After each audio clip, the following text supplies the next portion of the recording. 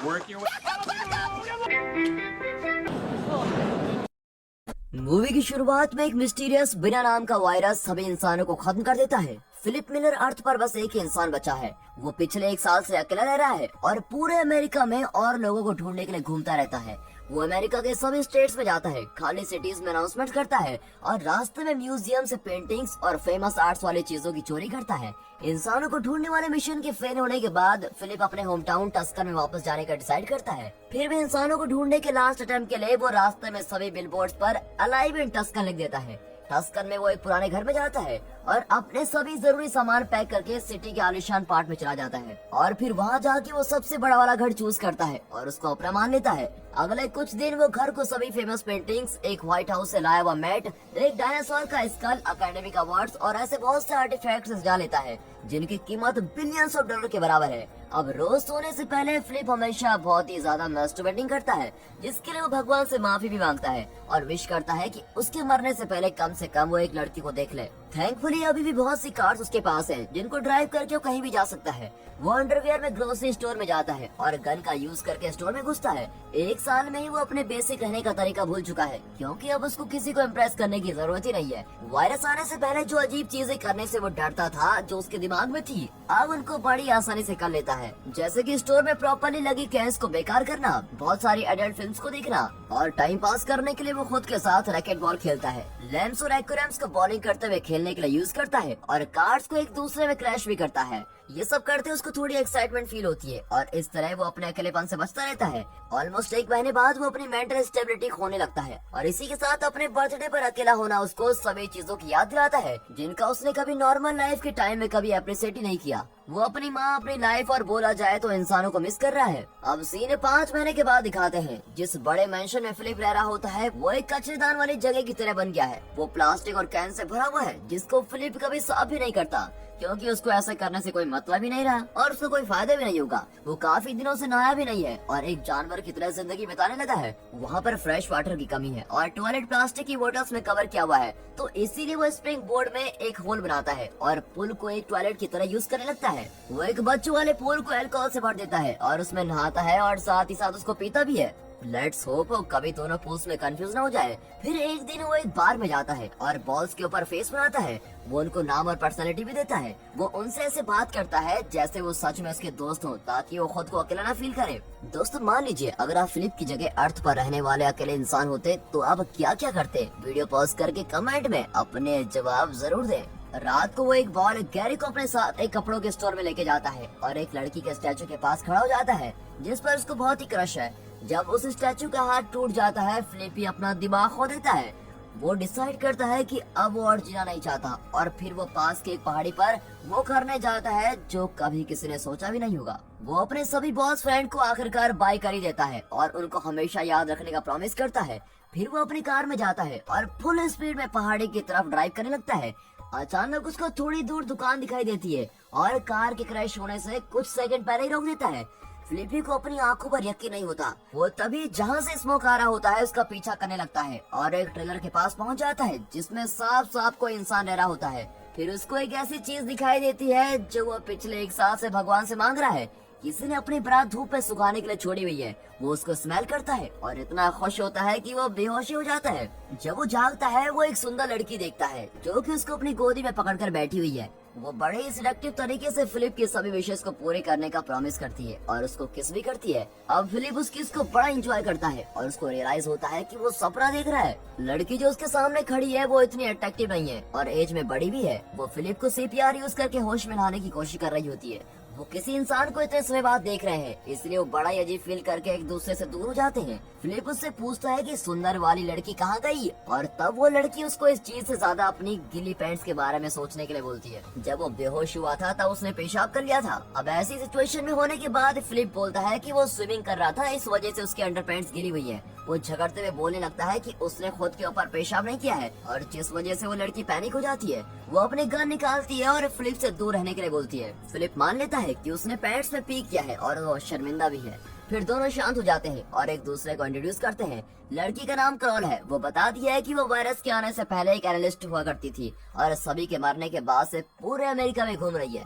उसने alignment Tuscan का board देखा था और देखने के लिए आ गई कि क्या वही दुनिया में लास्ट इंसान जिंदा है। वैसे तो फिलिप किसी औरत से मिलने के लिए कुछ भी करता, लेकिन क्रॉल को देखकर वो ज्यादा एक्साइटेड भी नहीं है। फिर करोल बार बार उसकी ग्रामर को करेक्ट किए जा रही होती है, उसके जोक्स उसको समझ में नहीं आते और फालतू के टॉपिक्स के बारे में बात की जा रही है। अब कुछ देर तक बात करने के बाद वो एक ग्रोसरी स्टोर में जाने का डिसाइड करते हैं। रास्ते में क्रॉल स्टॉप सिग्नल को क्रॉस करने के बारे में कंप्लेंट करती है। उन दोनों में बहस होती है। फिलिप बोलता है कि यहाँ तो कोई ट्रैफिक ही नहीं है, तो हम फिर रूल फॉलो क्यों करें। लेकिन क्रॉल अपनी बात पर फिक्स रहती है और कहती है कि उनको रूल्स को फॉलो करना चाहिए, चाहे कंडीशन कैसे भी हो। अब उसको बेटर फील करवाने के लिए फिलिप एक स्टॉप सिग्नल पर रुकता है और रोड के दोनों तरफ भी देखता है कि कोई रास्ते में आ तो नहीं रहा है। क्रॉल का डांटना खत्म नहीं हुआ है जब वो ग्रोसरी स्टोर पहुंचते हैं और फिलिप हैंडीकैप वाली जगह पर पार्क कर लेता है। अब ये उन दोनों की 5वीं बार बहस हो रही है। फिलिप बोलता है कि किसी भी हैंडीकैप पर्सन के लिए यहाँ कार पार्क करने के लिए बहुत सारी जगह है। जब क्रॉल अभी भी उसको कार कहीं और पार्क करने के लिए बोलती रहती है, तब वो कार को डायरेक्ट स्टोर में लेके जाता है। अब इसके बाद क्रॉल फिलिप के घर जाती है और फिलिप के रहने के तरीके को बिल्कुल पसंद नहीं करती। उसके पास 2 पूल्स हैं, एक उसके वेस्ट प्रोडक्ट से भरा हुआ है और दूसरा गार्बेज से भरा हुआ है। क्रॉल उसके ऊपर पेंटिंग्स चुराने का भी आरोप लगाती है, जो कि फिलिप ही बोलता है कि ये पेंटिंग्स अब किसी की भी अमानत नहीं है। उसके घर में घूमने के बाद फिलिप क्रॉल को उसके कैंप साइट में जाने को बोलता है। अब अगली सुबह वो उठता है और क्रॉल उसके घर को साफ कर रही होती है।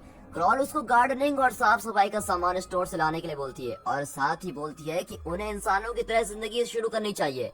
अब रात के समय फिलिप अपनी बॉल दोस्तों के पास जाता है और क्रॉल के बारे में कंप्लेंट करता है। वैसे तो वो उसको बस एक दिन से ही जानता है, लेकिन उसको लग रहा है जैसे कि वो एक शादीशुदा कपल है जिसको डाइवोर्स की बहुत जरूरत है।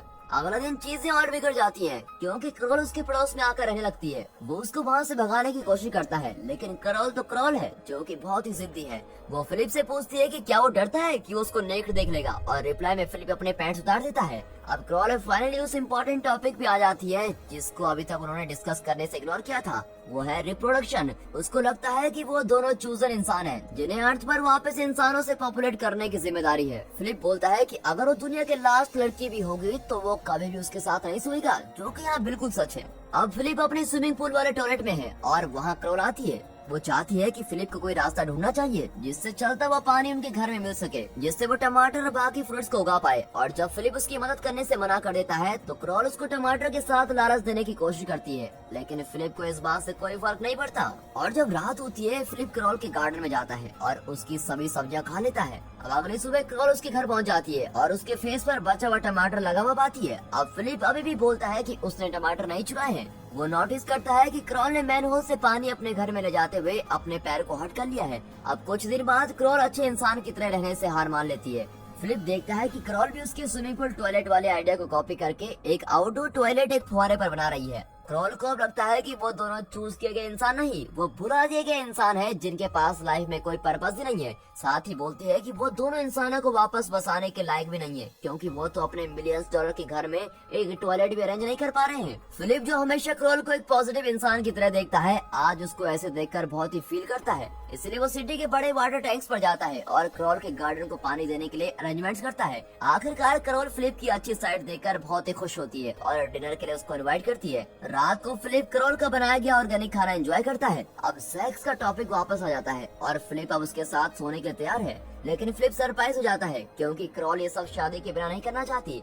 शुरू में फिलिप हंसता है, सोचता है कि ये सब बस एक जोक है, लेकिन क्रॉल बहुत ही सीरियस है। वैसे तो ये शादी का आइडिया बहुत ही बेकार है, फिर भी फिलिप क्रॉल को अच्छा फील करवाने के लिए उसको प्रपोज करता है और आखिर में वो अगले दिन शादी करने का डिसाइड कर लेते हैं। अब वो दोनों एक चर्च में है और अपनी कसमें खा रहे हैं। फिलिप को ये सब जरूरी नहीं लगता, लेकिन वो वैसे ही एक्ट करता रहता है। जब वो चर्च से बाहर आते हैं, गेस्ट उनका स्वागत कर रहे हैं। फिलिप को पता लगता है कि उसने बड़ी गलती की है शादी करके, और वो चिल्लाता है। फिर वो अपने बेड से उठता है और वो शुक्र अदा करता है कि उसने बस एक सपना ही देखा है। वो यहाँ तक कि घर की विंडो से चेक करता है कि अभी भी सभी इंसान मरे हुए हैं या नहीं। अब कुछ देर बाद क्रॉल उसके घर खाना लेकर आती है। क्रॉल को लगता है कि उन्हें वोट करके यूनाइटेड स्टेट्स का प्रेसिडेंट चूज करना चाहिए। अब ये बेकार थॉट है, लेकिन फिलिप खुद को प्रेसिडेंट इलेक्ट करता है और प्रेसिडेंट बन जाता है। अब फाइनली शादी का दिन आ जाता है। क्रॉल डेकोरेशन और केक की तैयारी करती है और फिलिप का टास्क उन दोनों के लिए रिंग्स लाने का होता है, पर रिंग्स लाने की जगह वो अपने बॉल बडीज के लिए एक बैचलर पार्टी रखता है और पार्किंग लॉट में किसी भी चीज को आग लगा देता है।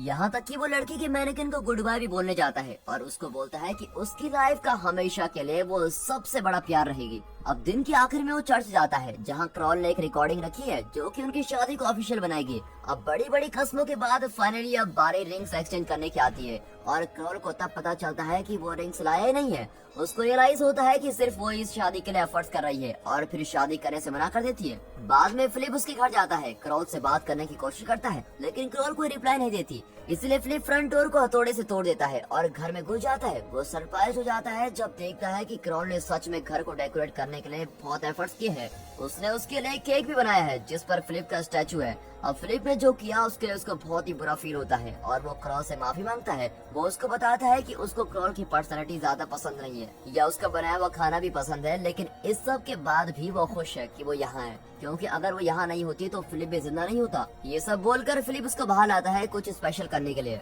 अब वो एक ज्वेलरी शॉप पे जाते हैं जहाँ क्रॉल अपने पसंद के रिंग्स को चूज करती है। वो ऑफिशियली शादी करते हैं और अब वो पति पत्नी है। रात को वो दोनों प्यार करते हैं लेकिन फिलिप ने जैसा सोचा होता है उसका एक्सपीरियंस वैसा नहीं रहता।